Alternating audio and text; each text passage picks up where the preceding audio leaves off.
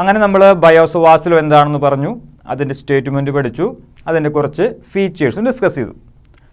ആ ഫീച്ചേഴ്സിൽ ആദ്യത്തെ പോയിന്റ് ആയിരുന്നു Biot's law is analogous to Coulomb's law in electrostatics.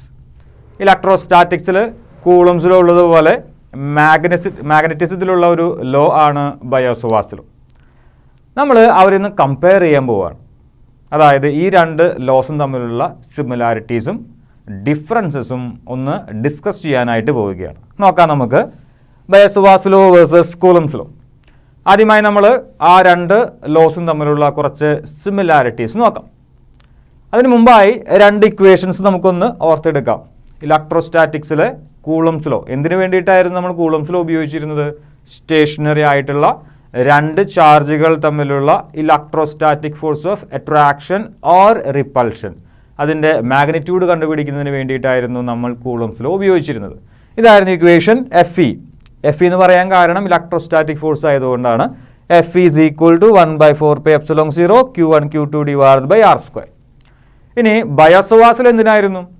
ഒരു കറണ്ട് ക്യാരിയിങ് എലമെൻ്റ് കാരണം ആർ ഡിസ്റ്റൻസ് അകലെയുള്ള ഒരു പോയിന്റിൽ എത്രത്തോളം മാഗ്നറ്റിക് ഫീൽഡ് ഉണ്ടാകും, ആ മാഗ്നറ്റിക് ഫീൽഡിൻ്റെ മാഗ്നിറ്റ്യൂഡ് തരുന്ന ഒരു ലോ ആയിരുന്നു ബയോസ് ലോ.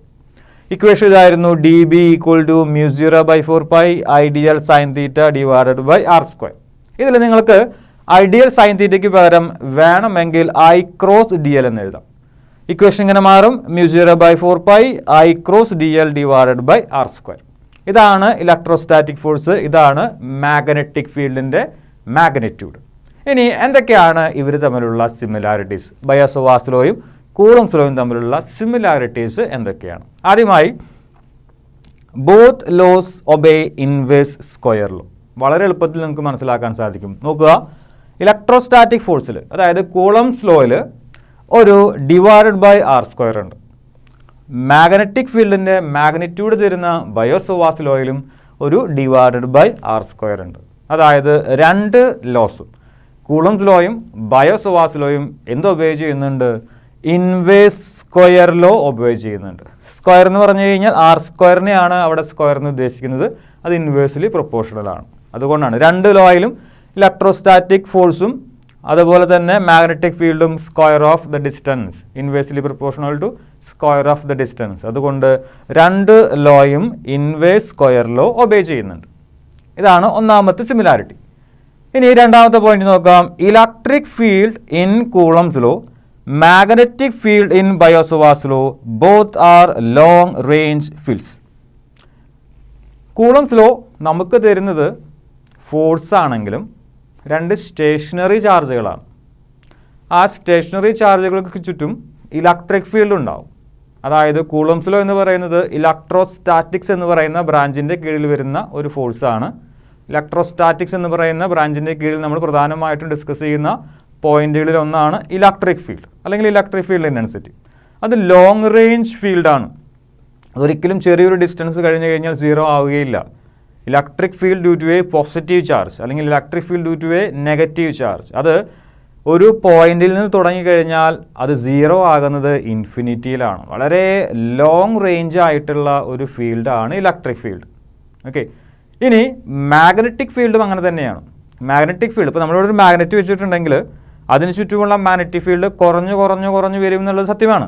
പക്ഷേ അത് സീറോ ആകുന്നത് എവിടെയായിരിക്കും? ഇൻഫിനിറ്റിയിലായിരിക്കും. വളരെ ലോങ് റേഞ്ച് ഫീൽഡാണ് മാഗ്നറ്റിക് ഫീൽഡും ഇലക്ട്രിക് ഫീൽഡും.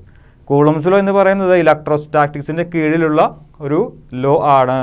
അതേ ബ്രാഞ്ചിൻ്റെ തന്നെ, ഇലക്ട്രോസ്റ്റാറ്റിക്സ് എന്ന് പറയുന്ന ബ്രാഞ്ചിൻ്റെ കീഴിൽ തന്നെ വരുന്നതാണ് ഇലക്ട്രിക് ഫീൽഡും. അതുകൊണ്ടാണ് ഇവിടെ അങ്ങനെ പറഞ്ഞിരിക്കുന്നത് electric field in Coulomb's law. അതുപോലെ തന്നെ magnetic field in Biot's law, both are long range fields. ഇനി മൂന്നാമത്തെ പോയിന്റ് നോക്കാം. The principle of superposition is applicable to both field. ഒരുപക്ഷെ നമുക്ക് മുമ്പേ പഠിച്ചൊരു കാര്യമാണ്.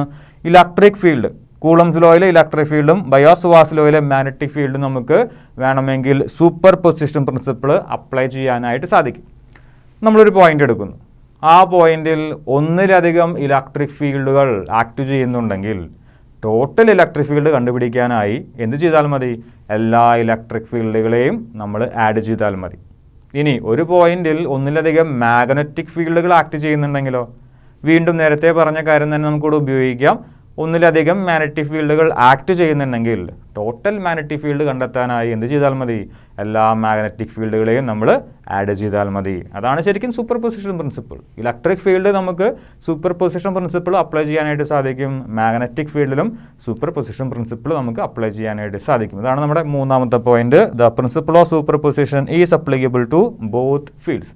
അപ്പോൾ നമ്മൾ 3 പോയിന്റുകൾ പറഞ്ഞിട്ടുണ്ട്. സിമിലാരിറ്റീസ് എന്ന് പറയുന്ന ആ ഒരു ടോപ്പിക്കിൻ്റെ കീഴിൽ 3 പോയിന്റുകൾ പറഞ്ഞിട്ടുണ്ട്. ഒന്നാമത്തെ പോയിന്റ് 2 ഫോഴ്സുകളും, അതായത് ഇലക്ട്രിക് ഫോഴ്സും അതുപോലെ തന്നെ രണ്ടാമത്തെ ഫോഴ്സ് അല്ല മാഗ്നറ്റിക് ഫീൽഡാണ്. 2 ലോസും എന്തോ ഒബേ ചെയ്യുന്നുണ്ട്? ഇൻവേഴ്സ് സ്ക്വയർ ലോ ഒബേ ചെയ്യുന്നുണ്ട്. രണ്ടാമത്തെ പോയിന്റ് കൂളംസ് ലോയിലെ ഇലക്ട്രിക് ഫീൽഡും ബയോ-സവാർട്സ് ലോയിലെ മാഗ്നറ്റിക് ഫീൽഡും ലോങ് റേഞ്ച് ഫീൽഡുകളാണ്. അതുപോലെ തന്നെ ഇലക്ട്രിക് ഫീൽഡും മാഗ്നറ്റിക് ഫീൽഡും 2 ലോസിലുമുള്ള ഇലക്ട്രിക് ഫീൽഡും മാഗ്നറ്റിക് ഫീൽഡും സൂപ്പർ പൊസിഷൻ പ്രിൻസിപ്പിൾ ഒബേ ചെയ്യുമെന്നുണ്ട്. ഇത്രയുമാണ് നമുക്ക് സിമിലാരിറ്റീസിൻ്റെ കീഴിൽ പറയാനുള്ളത്.